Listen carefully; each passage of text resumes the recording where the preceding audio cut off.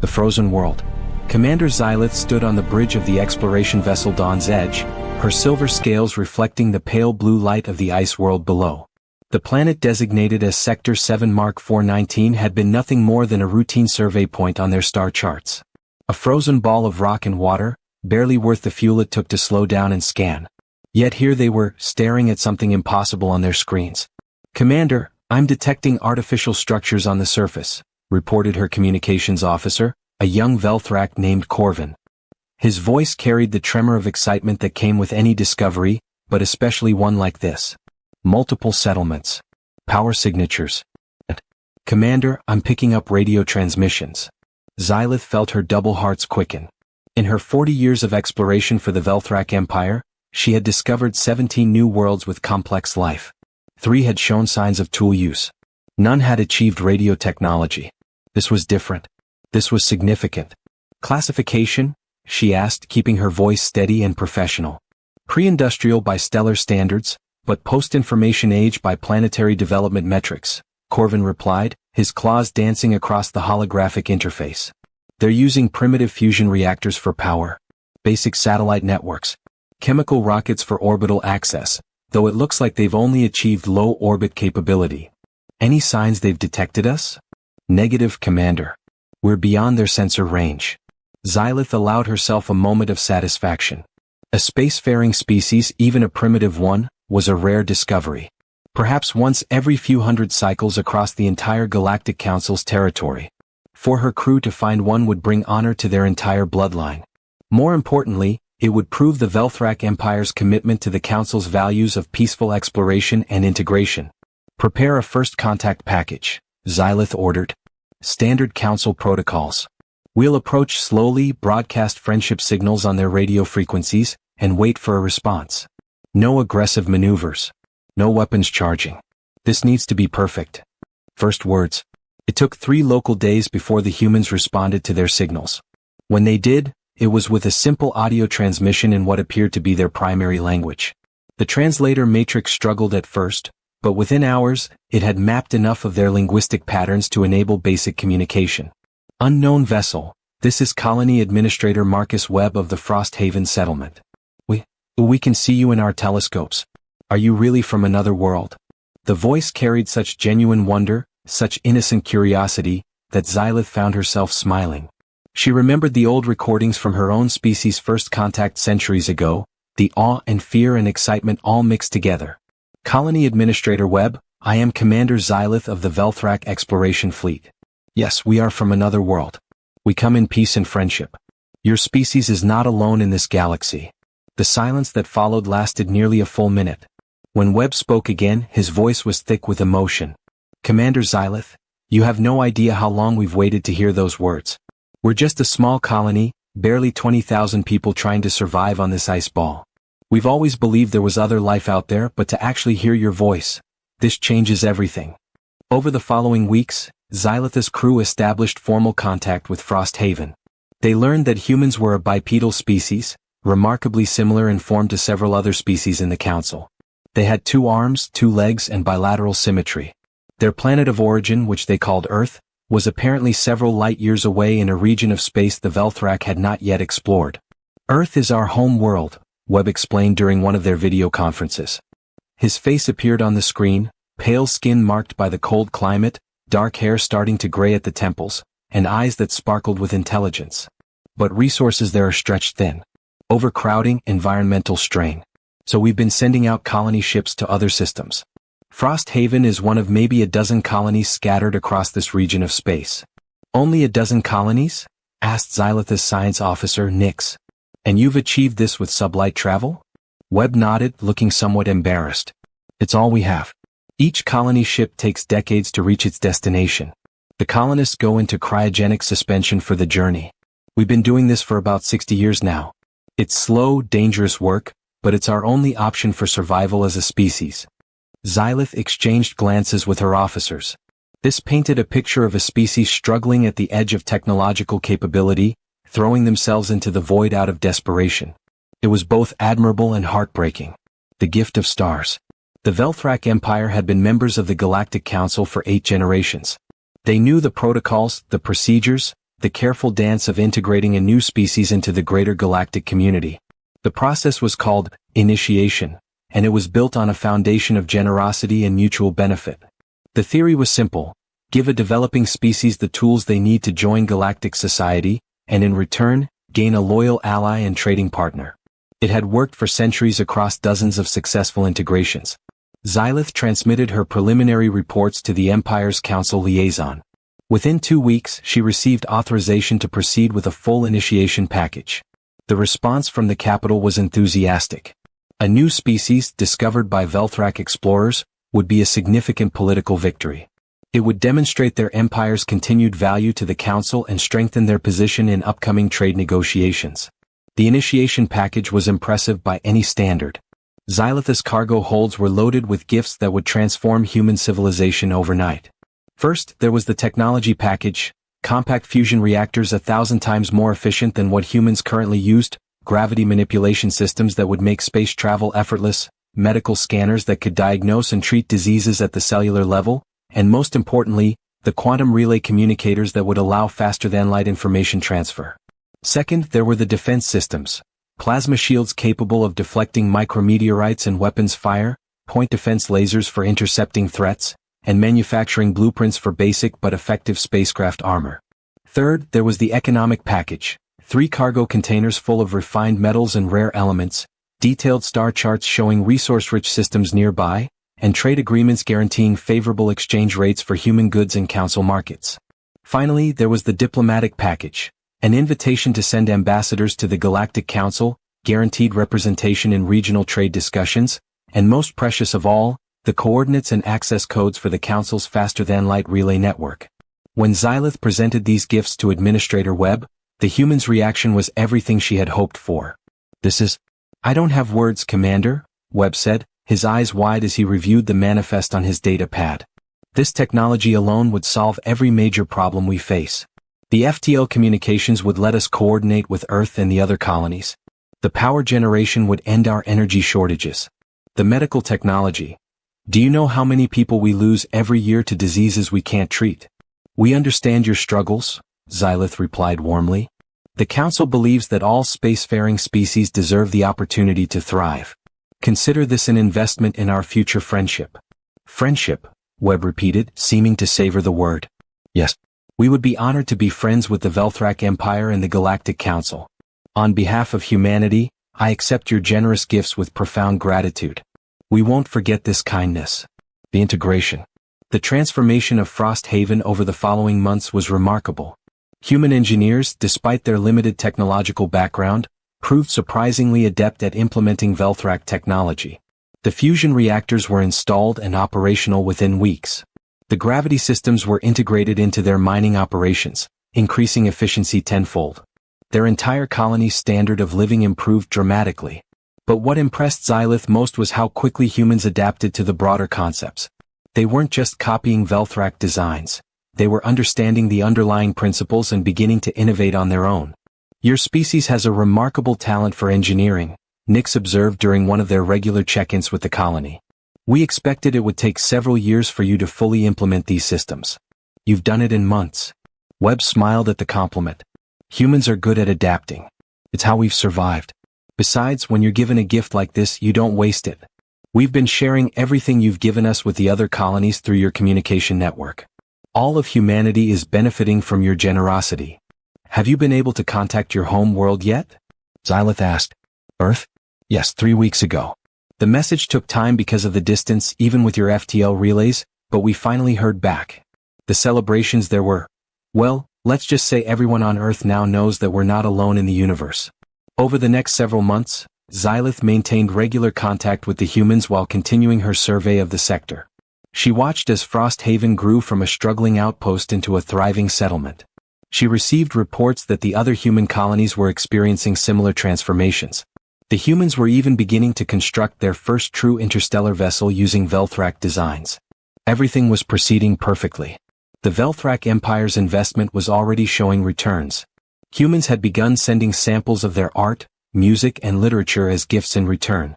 They had offered mineral rights to 2 promising asteroid fields they discovered. Most importantly, They had pledged their support to Velthrak positions in regional council votes once they achieved full membership. It was exactly how initiation was supposed to work. The Grand Assembly.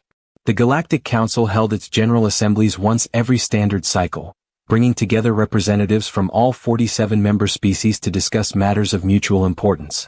The assemblies were held in the Great Chamber, a massive structure built in neutral space, designed to accommodate the vastly different environmental needs of the Council's diverse membership. Xylith had attended 3 previous assemblies as a junior officer, but this was her first time presenting a major discovery. She stood in the preparation chamber, reviewing her presentation one final time while her scales gleamed with fresh polishing oil. This was her moment, her chance to bring honor to the Velthrak Empire. The chamber doors opened and she walked into the vast space beyond. The great chamber was arranged in concentric circles of balconies, each one holding the delegation from a different species. At the center, on a raised platform, stood the presentation stage where Xylith would deliver her report. The current council speaker, a massive Crovanite named Thul Magnus, gestured for her to begin. His species resembled ambulatory boulders, silicon-based life forms who communicated through vibrations. The council recognizes Commander Xylith of the Velthrak Empire. His translated voice rumbled through the chamber. You may present your report. Xylith bowed respectfully to the assembly. Honored members of the Galactic Council, I come before you today with news that brings great pride to my species and great promise for the Council as a whole. 6 months ago, my exploration vessel made first contact with a new spacefaring species in Sector 7. A murmur of interest rippled through the chamber. First contacts were rare enough to command attention. This species calls themselves humans, Xylith continued, activating the holographic display. They are bipedal, carbon-based, with remarkable adaptability and engineering aptitude. At the time of contact, they were at a crucial stage of development, post-information age but pre-faster-than-light capability. Following proper council protocols, we initiated contact and have successfully integrated them into the beginning stages of galactic civilization. The hologram showed images of humans, Administrator Webb speaking to her crew, the Frosthaven colony before and after receiving Velthrak technology, and finally, a full anatomical display of human physiology. The Velthrak Empire has provided the humans with standard initiation packages, including technology transfers, trade agreements, and access to council relay networks. The humans have proven to be enthusiastic partners, quick to learn and grateful for our assistance. It is my honor to recommend that the Council formally recognize humanity as a developing member species, with full membership to be considered after the standard evaluation period. Xylith finished her presentation with a formal bow, waiting for the applause and congratulations that traditionally followed such announcements. Instead, what she heard was laughter. Not the polite, congratulatory laughter of celebration, but the sharp, bitter laughter of recognition and disbelief.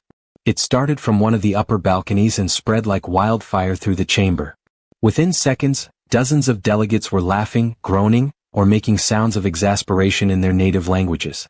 Xylith stood frozen, completely confused. What had gone wrong? Had she somehow breached protocol? Was there something offensive about humans she didn't know? Speaker Thul Magnus raised one of his massive stone appendages, calling for order. The laughter died down, replaced by an atmosphere of barely suppressed amusement and frustration. Commander Xylith, the speaker said, his voice carrying what she could only interpret as weary resignation. Before we proceed, I must ask the Assembly a question. Would all delegations who have previously made first contact with humans please identify themselves? Xylith watched in growing horror as balcony after balcony lit up with acknowledgement signals. 1, 2, 5, 10, 15, 23 different species had their indicators glowing. 23 species had also made first contact with humans. Oh no, Xylith whispered, the realization hitting her like a physical blow. From one of the upper balconies, a new voice called out. It was speaking a language the translator recognized as English, the primary human language. Honored council members, the voice said with barely contained amusement. The Earth delegation wishes to formally apologize for any misunderstandings regarding our species' integration into galactic society. Xylith's gaze snapped to the balcony where a group of humans sat, their delegation badges identifying them as official council members. Not pending members. Not developing members. Full members. How long had they been there? How long had humans been part of the council?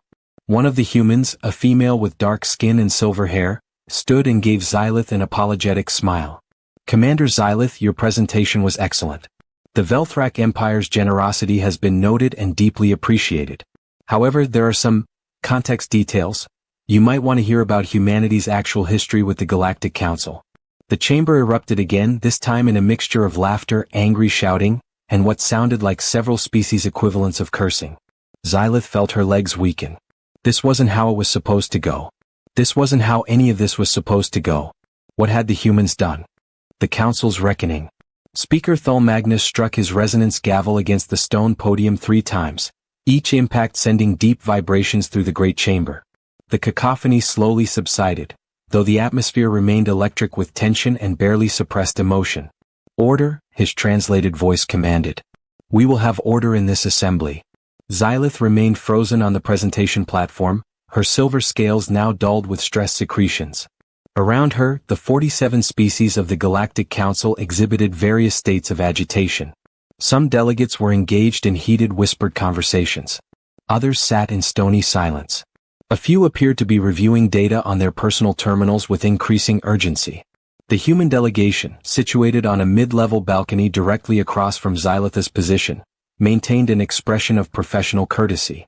But their eyes, those distinctly human eyes, gleamed with something that looked disturbingly like pride. Commander Xylith, Speaker Thul Magnus continued, his massive form shifting on the elevated platform reserved for council leadership. What you have experienced is not unique. In fact, it is distressingly familiar to more than half of this assembly. I believe a full accounting is now necessary, not just for your benefit, but as a reminder to all council members of the events that transpired 20 standard cycles ago. 20 cycles. Xylith's mind reeled. Humans had been known to the council for 20 cycles? What that meant? The humans, Thul Magnus announced formally, achieved full council membership 17 standard cycles ago. They currently maintain voting rights, hold 2 permanent seats on the Economic Development Committee, and chair the Subcommittee for Emerging Technologies Integration. They are, by all measures, established members of this assembly. A delegate from the Prithian Commonwealth, a species of crystalline beings that communicated through light refraction, pulsed a question. Should we summon the archival records? Some of our newer members were not present during the original incident. An excellent suggestion, the speaker agreed. Let the records show that this session is now a formal historical review for educational purposes. Commander Xylith, you may be seated. What you are about to learn will require some processing time. Xylith moved mechanically to an observer's bench at the edge of the platform. Her communications officer, Corvin, who had accompanied her to the assembly, placed a steadying claw on her shoulder. He looked as devastated as she felt. The first discovery. From a balcony 3 levels up, an elderly Draken representative stood. Her species resembled massive serpents covered in iridescent feathers, and she spoke with the careful enunciation of someone accustomed to being recorded for posterity. My name is Servana of the Draken Exploratory Fleet.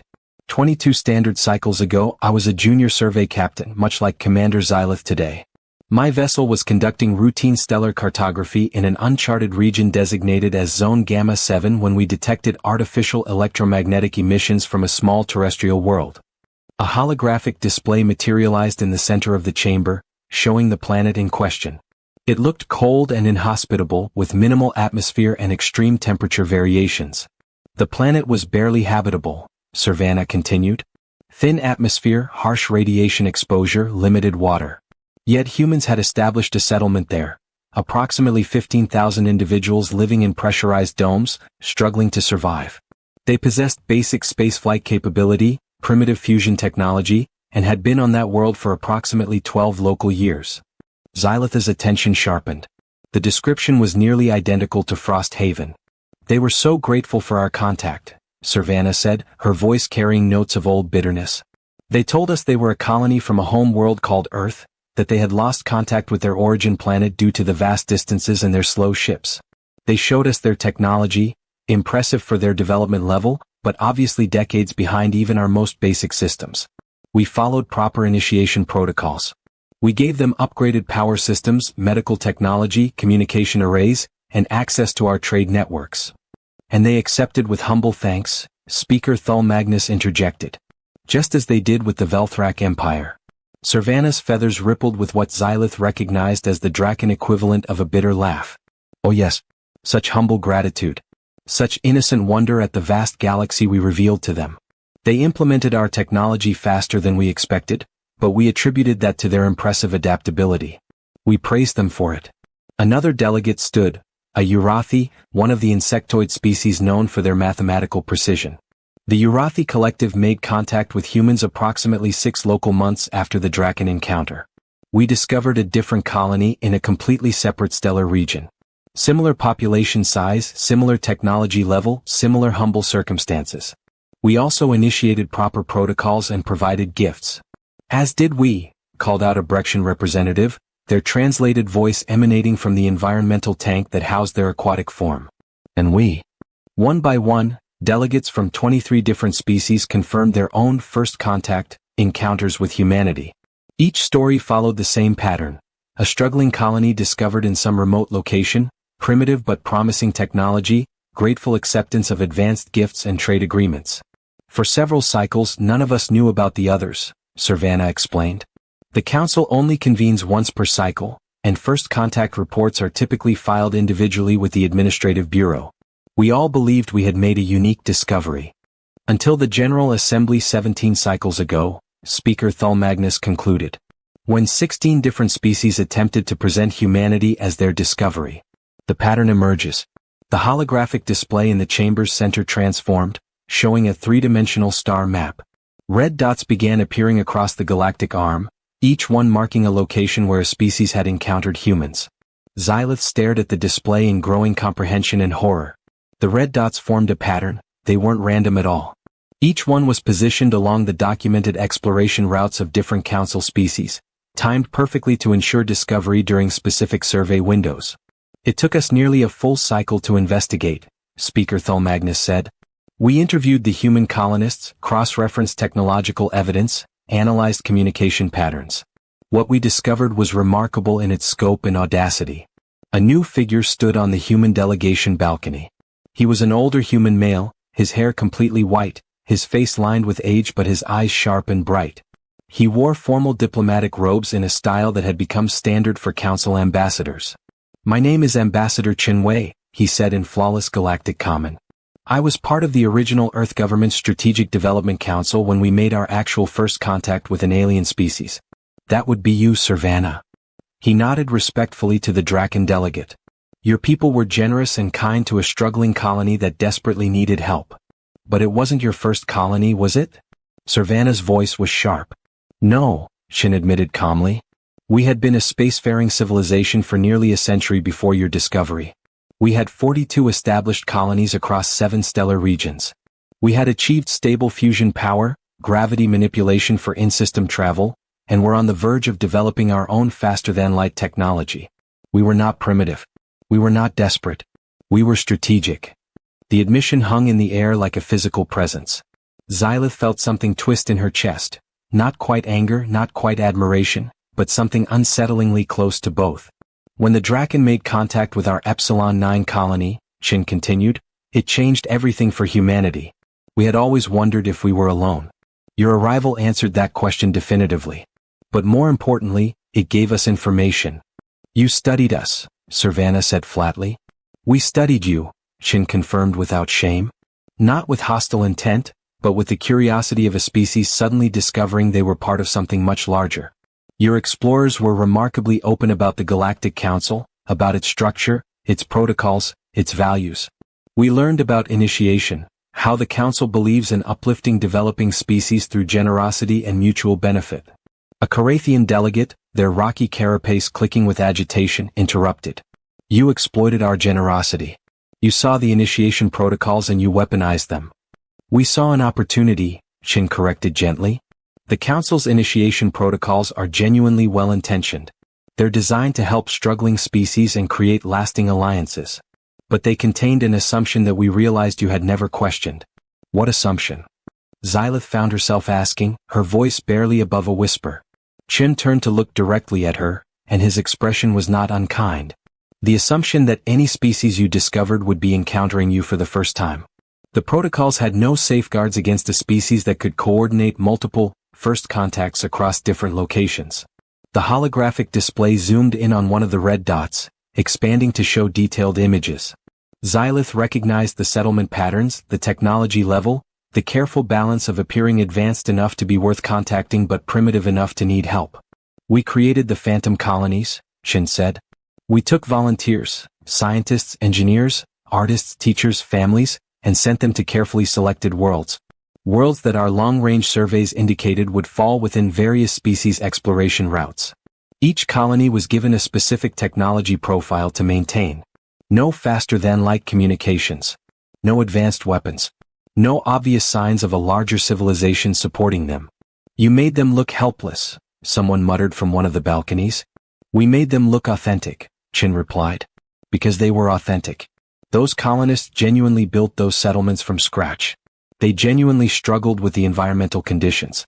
The only deception was in what we didn't show you, the fact that they maintained hidden communication buoys with encrypted data transfers back to Earth, that they received supply drops from stealth cargo vessels every few months, that they were part of a coordinated effort. The Great Heist. A younger human woman stood next to Chen. She had bronze skin, sharp features, and wore her dark hair in an elaborate style woven with what appeared to be precious metals from multiple worlds, a visual declaration of successful trade relationships. My name is Ambassador Keiko Okonkwo, she said. I was one of those colonists. I spent 3 years on an ice world called Novaya Zemlya, which was discovered by the Velthrak Empire's explorer fleet. A different crew than yours, Commander Xylith, but same proud tradition. Her smile was warm but held an edge.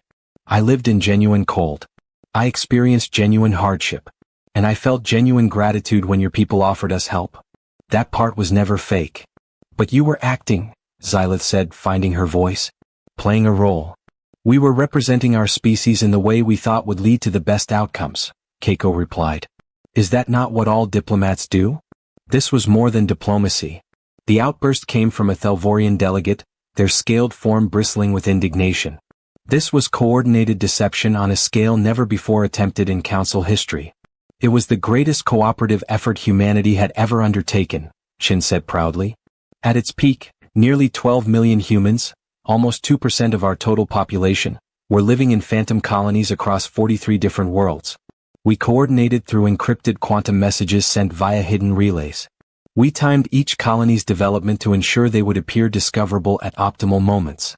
We studied each council species' psychology, their values, their exploration patterns. And yes, we made sure every colony would be discovered by a different species, all within a narrow window of time centered around the next General Assembly. The holographic display showed a time-lapse of the operation. Dozens of small human vessels departing from various established colonies, making careful journeys to remote worlds, establishing settlements, then seemingly going dark. Months or years later, Council exploration vessels would arrive, discover these isolated outposts and initiate contact. Each species that found us gave us gifts according to their interpretation of initiation protocols, Keiko said, taking over the narrative. The Draken gave us advanced medical technology and stellar cartography. The Urathi gave us computational systems and mathematical frameworks. The Brexians gave us aquatic environmental controls and chemical processing techniques. The Velthrak gave us gravity manipulation and communications arrays. 23 different species, 23 different gift packages. Each one filling a gap in our technological development, Shin added. Each one accelerating our civilization's growth by decades or even centuries. And all of it given freely, willingly, with genuine good intentions. You manipulated us, Servana said coldly. We accepted your generosity, Shin countered. We never lied about who we were. We never claimed to be anything other than humans from Earth trying to survive in a harsh galaxy. We simply didn't volunteer information about the full extent of our civilization. You presented yourselves as weak when you were strong, Speaker Thul Magnus rumbled. As isolated when you were coordinated. As primitive when you were sophisticated. Yes, Shin agreed simply. We did. The revelation. Xylith's mind was working through the implications, and each new realization was more staggering than the last. The technology you already had. You hid it. The humans at Frost Haven never used anything more advanced than what we would expect from a pre-FTL species, even though you obviously had access to better. Discipline, Keiko said. Every colonist understood the importance of maintaining their assigned technology profile. We had protocols, regular inspections, harsh penalties for breaking character. It was like being actors in the longest-running play in human history. And when we arrived, Xylith continued, her voice growing stronger as anger began to replace shock. You were ready for us. You knew what we would offer. You knew how to respond. You had done it 22 times before. 22 times successfully, Qin corrected. We actually attempted 43 phantom colonies. Some weren't discovered in time. Some were found by aggressive species that attacked rather than initiated contact. We lost 800 people to the Krillian raiders before we realized our error in placing a colony in their territory. Not all council members share the same values. Do not dare claim to be victims, hissed a Valorian representative, their feathered crest rising in agitation. You orchestrated this entire scheme. We orchestrated it because we saw the mathematics, Qin said, his voice taking on a harder edge. We were one species newly spacefaring with limited resources and a massive galaxy to navigate. The initiation protocols allowed you to choose which species to help, when to help them, and how much to help them. You had all the power. You decided who would succeed and who would struggle. We simply found a way to multiply our chances of being chosen. Ambassador Okonkwo pulled up a new display, economic data, trade figures, technological development indices. In the 17 cycles since we achieved full council membership, humanity has established formal trade relationships with 39 of the 47 member species. We've contributed technological innovations to 7 major council projects. We've mediated 3 interspecies disputes. We've become a productive, respected member of this assembly. Built on a foundation of lies, someone muttered. Built on a foundation of strategy, Okonkwo corrected sharply. Tell me honestly, if we had been discovered as a single colony by a single species, do you think we would be where we are today? Or would we be a minor client state, dependent on one patron species, struggling to establish ourselves in a galaxy where every other civilization had centuries or millennia head start? The question hung unanswered in the air. The initiation protocols create dependencies, Qin said quietly. A species receives gifts from one patron, and they become beholden to that patron. Their technology, their trade routes, their diplomatic relationships, all filtered through a single benefactor. It's a system that creates junior partners, not equals. We refuse to accept that role. So you took gifts from all of us instead, Servana said, and became dependent on none. Exactly, Qin confirmed. By the time the truth emerged at the General Assembly 17 cycles ago, we had already integrated technology from 23 different sources. We had trade relationships with multiple species. We had diplomatic recognition from nearly half the council. You couldn't isolate us because we had built connections across the entire network. We had used your own system to ensure we would enter galactic civilization as partners, not subordinates. The aftermath. Speaker Thul Magnus shifted his massive form, causing small tremors through the chamber floor. The chaos at that assembly was significant.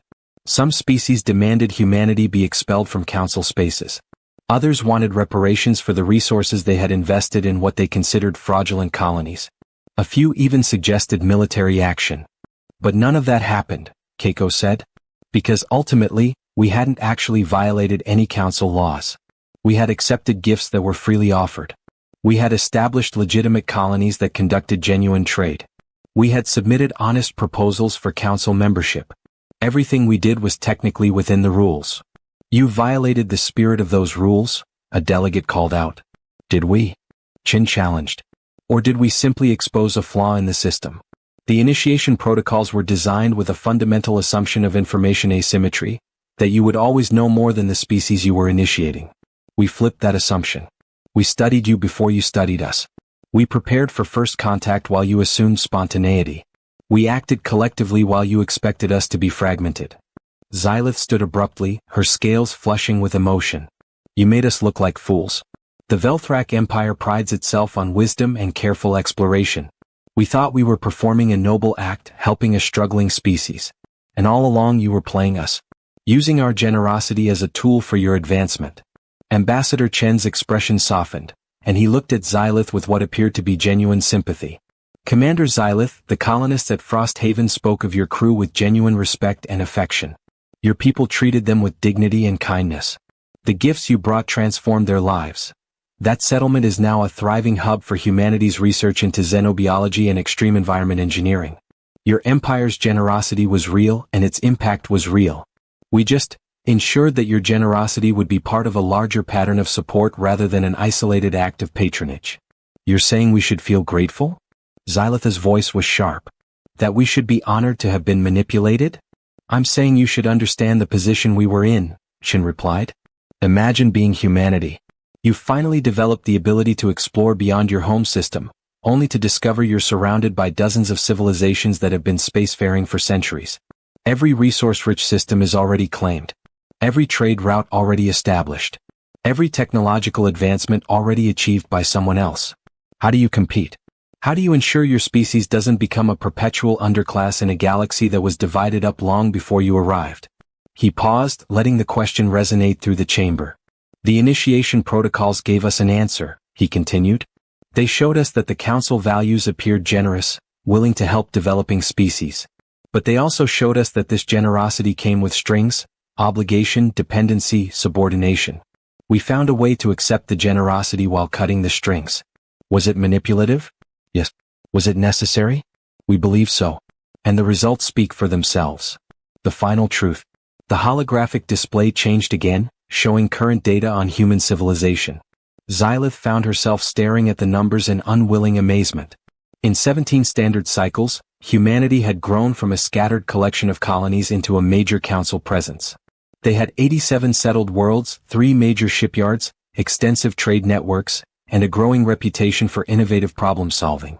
The question before this assembly 17 cycles ago, Speaker Thulmagnus said, was what to do about humanity's deception. After extensive debate, a decision was reached. The humans would be allowed to retain their council membership and the benefits they had obtained, but with conditions.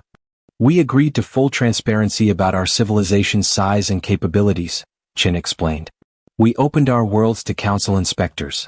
We paid retroactive trade tariffs on goods we had exchanged during the Phantom Colony period. And we agreed to share our story, fully and publicly, whenever a new species attempted to initiate us. So this has happened before? Xylith asked. What I experienced at Frost Haven? 6 times in the past 17 cycles, Keiko confirmed. Including yours. Each time we allow the contact to proceed naturally. We accept the gifts graciously. And then, when the discovering species proudly presents us to the council, we reveal the truth. It's become something of a tradition. A humiliating tradition, Servana muttered. An educational tradition, Chin corrected. Because each time it happens, it reminds the council of the assumptions embedded in your initiation protocols. It highlights the power imbalances in first contact situations. And it demonstrates that developing species are not necessarily naive or helpless. They may be strategic, coordinated, and several steps ahead of you in understanding the political landscape they're entering. Xylith slumped back onto the bench, feeling the weight of multiple revelations crushing down on her. The great discovery that was supposed to bring honor to her empire and advancement to her career was now a footnote in an old story, a repeated lesson about the dangers of assumptions. What happens now? She asked quietly. To Frost Haven? To the agreements we made. They stand, Ambassador Okonkwo said gently. The colony is real. The people there are genuinely grateful for your help. The trade agreements you negotiated are still valid. The only thing that changes is context. You know now that you weren't uplifting a primitive species, you were establishing relationships with a civilization that had already decided to join the galactic community on their own terms. And the other phantom colonies? Xylith asked. The ones that were never discovered? Became permanent settlements, Chin said. Some of our most interesting experimental communities actually. Freed from the need to maintain a primitive technology profile, they've developed unique cultures and specializations. One became a center for artistic collaboration between human and alien artists. Another pioneered new agricultural techniques for extreme environments. They're thriving.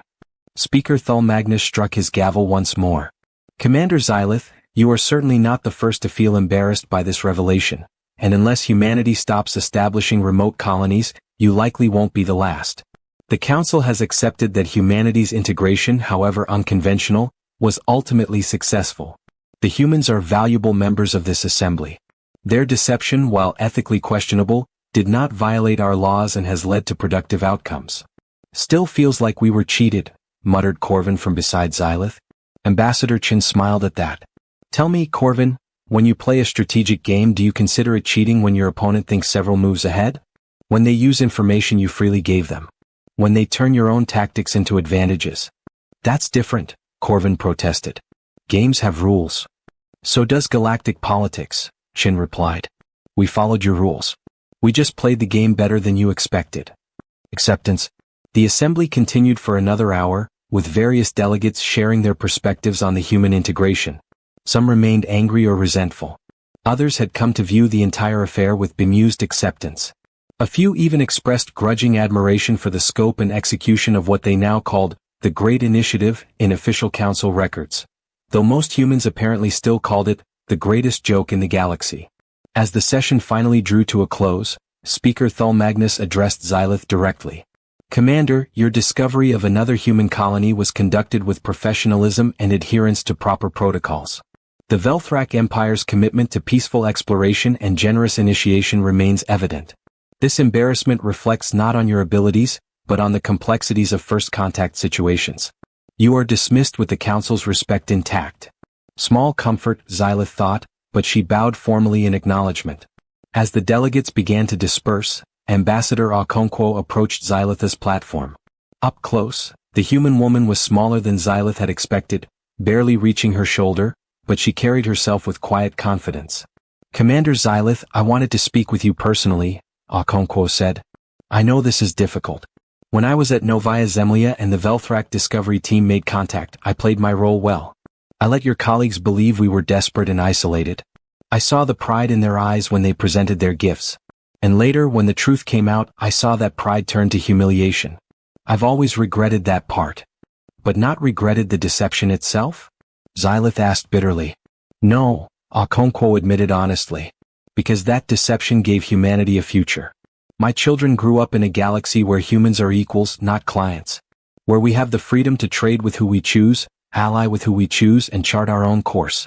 That wouldn't have been possible if we'd played by the rules as they were designed. She paused, her dark eyes searching Xylith's face. The Velthrak Empire has been part of the Council for generations. You've never known what it's like to arrive late to a galaxy that's already divided. You've never had to claw for every advantage just to have a seat at the table. We did what we had to do. Xylith was silent for a long moment. Then, despite everything, she felt something shift inside her. The colonists at Frosthaven, they really were grateful, weren't they? That wasn't entirely performance. It was entirely genuine, Okonkwo assured her. Yes, they were part of a larger strategy. Yes, they maintained certain deceptions. But the kindness your crew showed them, the gifts you brought, the respect you treated them with, all of that mattered. They're still talking about Commander Xylith and her officers, about the day the stars opened up and they learned they weren't alone. You gave them that moment. That was real. A real moment, Xylith said slowly, inside a manufactured situation. Isn't that true of all diplomacy? Okonkwo smiled. Every formal state dinner, every treaty signing, every alliance, they're all real moments of connection happening inside carefully structured situations. The structure doesn't negate the reality of the connection. Despite herself, Xylith felt a small laugh escape. Humans are very good at justifying themselves. We've had a lot of practice, Okonkwo agreed cheerfully. 17 cycles of explaining this story will do that. But Commander, if it helps at all, you weren't foolish. You were generous. The galaxy needs more generous species, not fewer. The fact that we took advantage of that generosity says more about our desperation than your naivety. A pretty sentiment, Xylith said. But I suspect humans would do the same thing again if given the chance. Without hesitation, Okonkwo confirmed. Because it worked. But we'd also hope that next time, the galaxy might design its initiation protocols with more awareness of how they can be exploited. Maybe the real lesson here isn't about human deception. It's about examining the assumptions built into systems of power. As Okonkwo walked away to rejoin her delegation, Xylith turned to Corvin. Her communications officer looked shell-shocked, his scales pale with stress. Well, Xylith said quietly, we certainly have an interesting report to file with the Empire. Will they understand? Corvin asked. The High Command? Eventually, Xylith said. After they finish being furious with us for not somehow detecting the deception. After they review the Council records and realize this has happened to species far more experienced than ours. After they calculate the trade value of the agreements we made and realize they're still profitable despite the embarrassment. She paused. And after they assign blame appropriately and discipline the appropriate officers. Us, Corvin said flatly. Us, Xylith confirmed with a sigh. But as they prepared to depart the Great Chamber, Xylith found herself looking back at the human delegation one more time. They were gathered in a small group, speaking quietly among themselves, occasionally laughing at some private joke. They looked satisfied, confident, and completely unburdened by guilt. And Xylith realized with a strange mixture of emotions that she was looking at the future of galactic politics. Humanity had announced, in the most dramatic way possible, that the old assumptions no longer held. That developing species could be strategic actors rather than passive recipients of advanced civilization's generosity. That the rules could be followed while still gaming the system. That embarrassment was a small price to pay for independence. The galaxy would adapt. The initiation protocols would be revised. The Council would develop new safeguards. But the message had been delivered and could never be undelivered. Humanity had arrived. And they had done so on their own terms. As Xylith and Corvin made their way out of the Great Chamber, they passed a memorial plaque that had been installed some years ago. Its inscription, written in Galactic Common and repeated in the languages of all Council species, read, "In commemoration of the Great Initiative, a reminder that generosity must be paired with wisdom, that protocols must anticipate creativity, and that new species may surprise us in ways we never imagined. May we learn from our assumptions and grow wiser from our embarrassments." And at the bottom, in smaller letters, an addendum that had clearly been added by human hands. Also known as, "The greatest joke in the galaxy. We're sorry." Sort of. Despite everything, the embarrassment, the anger, the sense of having been played, Xylith found herself smiling.